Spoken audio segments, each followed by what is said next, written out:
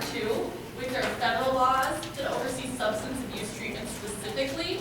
And know that, like was said in our last presentation, they don't always go well together. And sometimes they conflict, and we have to make decisions about what we have to do with things. So I am currently our compliance officer for HIPAA, so if you have HIPAA questions, come see me. I will do my research, or we will do it together, and figure out what the answer is. So, we'll start with, so what is HIPAA? HIPAA is, it's Health Insurance Portability and Accountability Act. It is overseen by the U.S. Department of Health and Human Services. There's two parts to it. The first one, known as the Privacy Rule, sets the national standards for the protection of health information, and the second one is the Security Rule, which oversees electronic information. And so the Office for Civil Rights, or OCR, is responsible for enforcing these rules, and so if we make reports for HIPAA, this is who you will make reports to, and they're really the ones responsible for making sure places are in compliance and enforcing any penalties.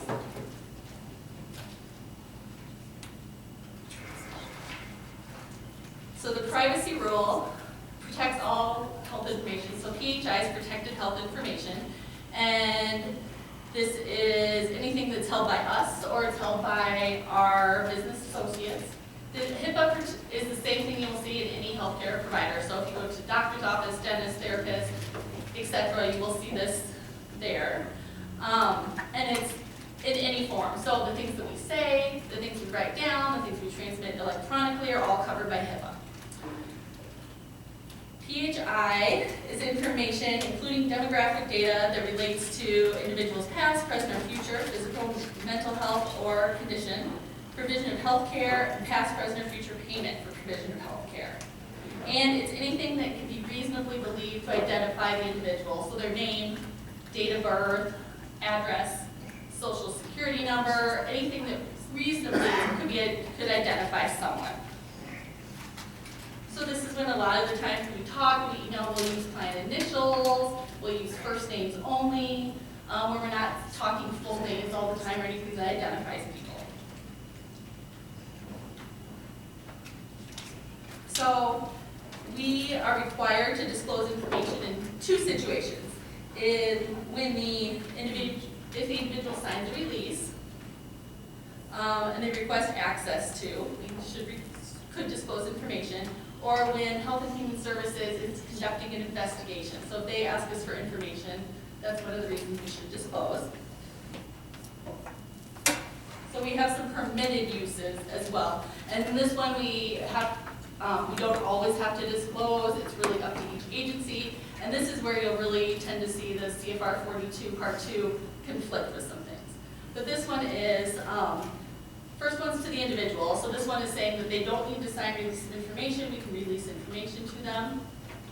Treatment programs for payment, for healthcare operations. The third one is informal. So these are things like in case of an emergency, we don't need to ask the client to sign a release before we call a paramedic and disclose what we need to for that person to get help. These are things like when you call a hospital and they're able to tell you someone is a patient at the hospital, that's how this is covered. Incidental. So if there's an incidental disclosure, as long as there were reasonable safeguards taken and you were using the minimum information necessary, that it's acknowledging there will be some incidental disclosures. The fifth one is really about some of these other things. So when it's required by law, when we're making mandated reports, there's a serious threat to health or safety, a lot of the things that were talked about in the previous presentation. And the sixth one is when you use data that has identifiers removed, then that's another way you can for research or public health. Let's see. So, limiting use. Some of the things that we need to do. Minimum information necessary. So this one really talks about when we're requesting records or someone's requesting records from us, we're talking through what is the information we need or we need to provide, not providing everything. That's why when you do releases of information, for instance, you shouldn't check all records unless there's a very good reason to do this. You should talk through what's really needed. When someone asks for records from us, we're not sending everything. If they have all records checked, we're really figuring out what is it that they need, and we'll only send that information to them. They can always come back and request more, but we're starting with the minimum information we believe is necessary. And then for internal use, we really have to have policies and procedures in place to protect us that apply to our workforce. So we shouldn't all have access to every record for every client. We have things put in place to protect that, right? We have different rules in NetSmart. We have different access to paper files. Those things are what really help us to make sure that we're in compliance with this. Notice of privacy practices. So each client who comes in gets a notice of privacy practices. These are posted and available for clients. Anyone who does intake that probably knows these by heart because we have to go over them with clients. So they really talk about some client rights as well. That except in specific circumstances, individuals have the right to review and obtain a copy of their protected health information. This does not mean that a client wants copies and you give them to them. Consult whenever this happens. You don't set the client down in front of NetSmart and let them see things about themselves. Always consult when clients want this. Individuals have the right to say that something in my record is inaccurate and I want it changed. That doesn't mean we go back and just automatically change it. Again, it's something where we consult and talk it through, but they do have the right to say that. Individuals have a right to have an accounting and disclosure, so they have a right to know who we've released information to and when that happened. They have the right to request restricted use or disclosure of information if they would like to. And they have a right to request an alternate means for receiving information. So this is when your doctor's office asks you, I receive things through text, through email, through the post office, etc. Choosing ways things are sent to you or given to you. So the second rule is the security rule, and this one is what Steve talked about earlier. This really covers everything done electronically and ensures that programs have things in place to make sure protected health information is kept confidential and that compliance by workforce. So really looking at that there's practices in place for employees, that programs have taken these things into account, giving staff appropriate training and education. So let's see, CFR 42, Part 2. So this one, real briefly, is federal regulations that govern substance use disorder patient records.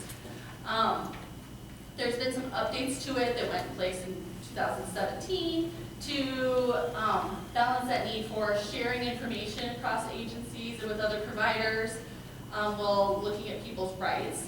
And with this one, it really talks about disclosing information by client permission and then by court order. And as I think Gary talked about before as well, that it's not just any court order, there's special court orders. So anytime something comes through, consult. Right? Let me know if you get a court order to release records.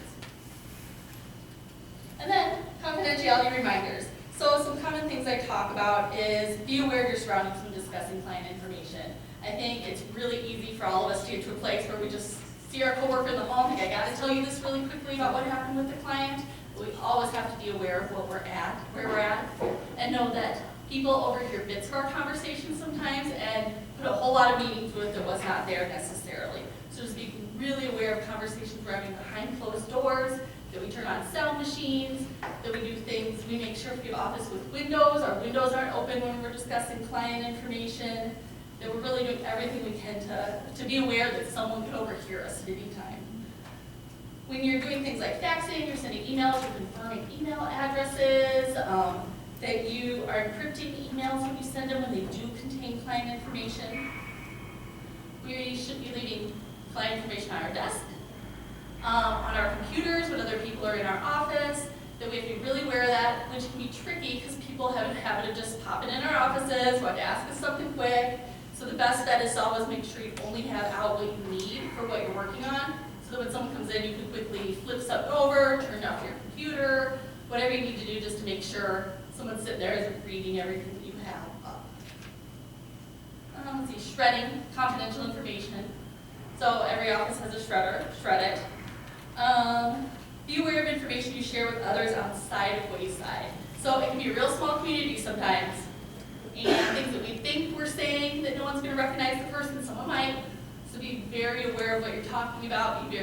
All of us will be at home and talking. I talk to my significant other all the time about what a hard day I have. When I worked with clients, sometimes that involved what happened with a client, but it was never specific. It was never anything that could identify someone. We'll all have things that happen. I've seen former clients in the news. I've had clients that have really interesting stories that I want to talk about, but I know that I can't go and talk about that with people because that's identifying them. Verify we have a current release in place before talking with others. We always need a release. We always need to be checking what that release gives us permission to say to somebody and making sure it's still valid. So releases expire, clients can revoke releases. We may think it makes sense when child protection calls us that of course we have a release for child protection, but we should always be going back to look, even if you know I talked to this person 2 weeks ago. That release has been achieved by then. And when in doubt, consult. So this one, Gary also talked quite a bit about, talk to your peers, talk to your supervisor. A lot of us have mentors or people we work with outside of work, have supervisors for licensure outside of work. Talk to those people and get the support that you need. Have a network in place to talk to. If something doesn't seem right, talk to somebody else about it. Because really we're all trying to do the best that we can with what we're doing, and that's what's just going to help us think about it and get better. So, very quick, a few resources I just put. The ones that I use are wayside policies and procedures, of course, always refer back to those. I use the Department of Health and Human Services quite a bit when I'm looking for, well, that's what I use when I'm looking at HIPAA. And then SAMHSA has some resources as well. And then lastly, I'm our compliance officer. This is how you can reach me, so feel free to reach out. Thank you.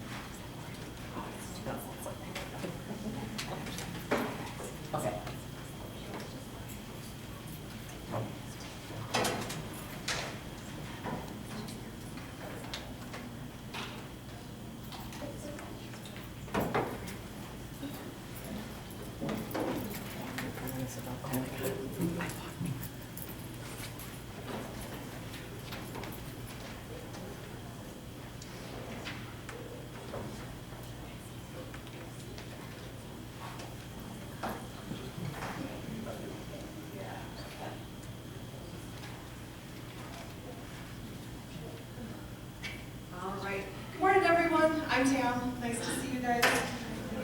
I'm going to be talking about fraud, waste, and abuse. Super exciting stuff to wrap up my portion of the board in here. So the reason why we talk about this annually are these are very significant events in healthcare, and by making sure that we understand the differences and how we're engaging in our services, billing for our services, all of those different things helps us to be very cautious and very important guardians for the work that we're doing. Our role when talking about this is really kind of going through prevention, correction, and then of course reporting if something happens. So this is something that is a responsibility of every person in this room and part of our agency. So the best offense is a good defense, so making sure that we're aware of what's expected, making sure that we're following our policies. If we see something that is happening that's not appropriate, making sure that we're correcting it. And then of course, if there's some concerns ongoing, making sure that we're reporting. So making sure, again, going back to prevention, how do we prevent fraud, waste, and abuse? By making sure our policies and procedures are up to date. So for all of you to know where you can access those, working with your supervisor. Verifying the information that's provided to you, be it from clients, be it from other referrers, making sure that you are on the lookout for suspicious activity, making sure that you are coordinating with other peers, and again, consult. And then, of course, making sure that the billing that we're doing is accurate and ethical. So as we're going through, it's really important to have a strong understanding of what these terms mean. So when looking at fraud, This is where it's an intentional. So if somebody's very specific and very purposefully maybe billing for somebody that hasn't been in group for the last 2 days, or documenting incorrect start and stop times. If there's a consumer or a healthcare provider intentionally submitting or causing someone else to submit false information or misleading information to obtain medical treatment or payment for services. Waste is a little bit different. So one of the main kind of ways to differentiate fraud and waste is this is something that may not be intentional.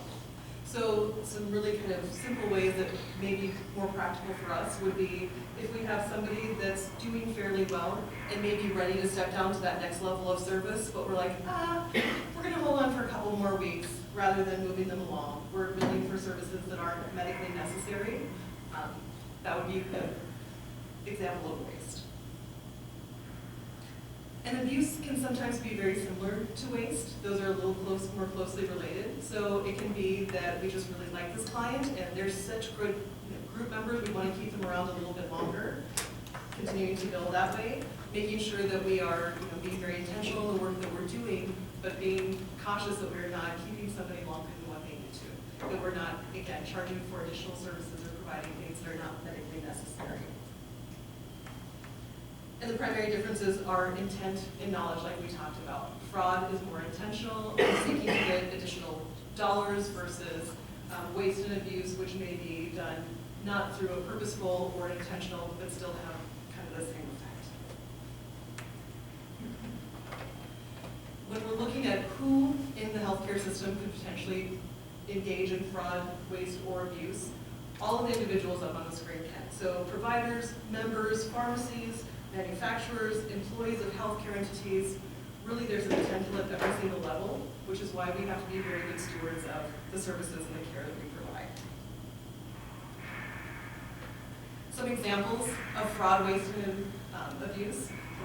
Writing's a little small, but charging more than once for the same service, using another person's Medicare card to get medical care or supplies, soliciting, offering, or receiving bribes, kickbacks, things along those lines. Prescription forging is a very significant one. Billing for services that were not finished and or supplies not provided. Altering claim forms, changing, sorry, I have very bad eyesight. Charging in excess, providing medically unnecessary services, or billing for interns or services that should not be paid for by Medicare. Does anyone have a question on what might be some other ways that are examples? I always like to ask this one. What if you are doing a 15-minute phone call? You have that scheduled with your client, and you're on the phone for 6 minutes, but you've put a lot of time into paperwork, and you've been on the phone with them for a short amount of time before. Should you bill for a 15-minute session? Why? Right, so even if you're putting in longer than the 15-minute time frame, what are the very specific services that you're providing? And a whole bunch of little kind of touch points doesn't mean that you can, on 1 or 2 occasions, fudge that and then bill for a service for longer than what you actually provided. Excellent work. If we do, unfortunately, commit fraud, waste, and abuse, again, whether it's intentional or non-intentional, there can be some of the same consequences. Things like penalties and fines, which can be very significant for agencies, criminal conviction, prosecution, imprisonment, loss of license, and exclusion from federal health care programs, none of which are good things. So how does Wayside avoid fraud, waste, and abuse? By, of course, complying with federal and state mandates, by making sure that we have a compliance officer and that we're looking at those mandates that we have, our policies and procedures, by having compliance training, which is what we're here doing now, making sure that we have effective lines of communication so that we are talking about what does this look like, how might this impact the work that we do every day, having disciplinary guidelines. So unfortunately, if these things are found to be happening in our agency, making sure that they're addressed appropriately, internal monitoring and auditing, and then making sure that we have a response to any events that do happen and corrective action. So the laws that we have around this are things that we need to be aware of as well. And Carrie just did a really awesome job talking about HIPAA and of course sharing her information as the HIPAA compliance officer. So any concerns or questions we have on that, she would be our main point of contact. Also making sure that we're aware of the anti-kickback statute. Can anyone here tell me what they think a kickback would maybe be in something that we would deal with?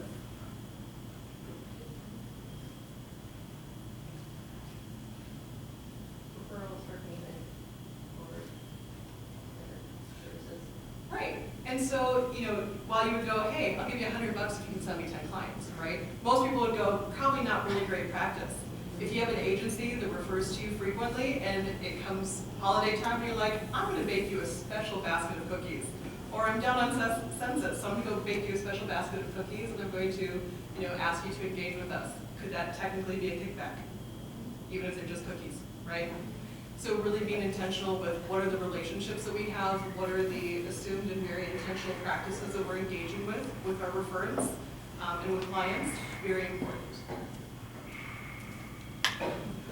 The Civil False Claims Act really kind of tells you what it's about just in the name there, but prohibits knowingly presenting false or fraudulent claims for payment, approval, or concealing information in order to avoid payment to the government. Can anyone think about a time that we might avoid payment to a government? That's typically a question I get. Taxes seems to be the first one, right? Anything else?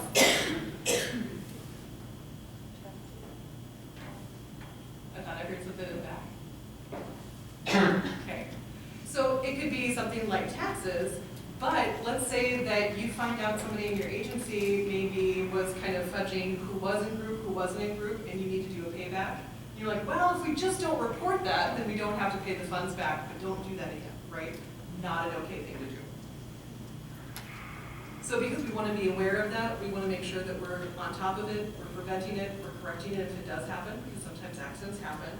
We want to make sure that there's very clear reporting policy in place. So making sure that you're aware of what are the expectations, the state and federal statutes, knowing where to find those, knowing that we want to make sure that we're being, again, good stewards of the dollars that we're collecting and using, as well as the healthcare system, and making sure that, again, we want to be an ethical practice provider for ourselves, but also for our agency. And so it's important that all of you know that if there were something that was happening, that we do not have retaliation.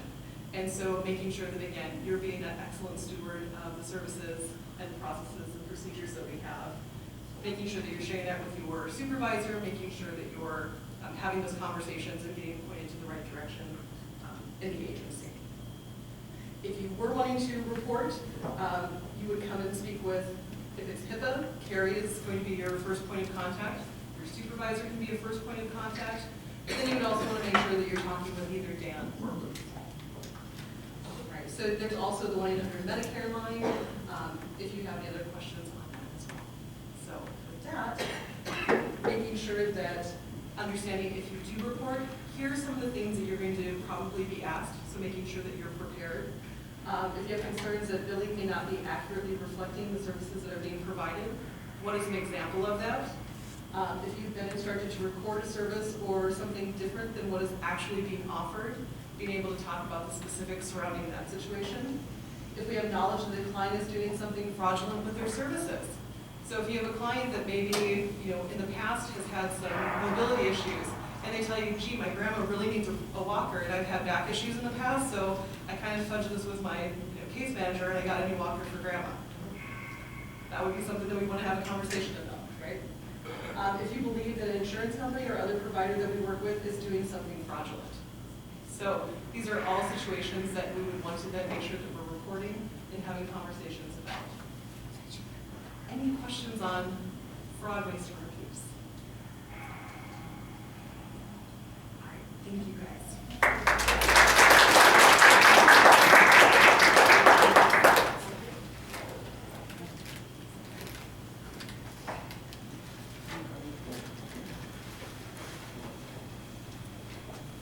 So this is the part of the program where if you're not eligible for benefits at Wayside, you get to leave. because we're gonna talk about open enrollment and that type of thing. So just do a couple minutes for people to, if you are eligible for benefits, we would like you to stay.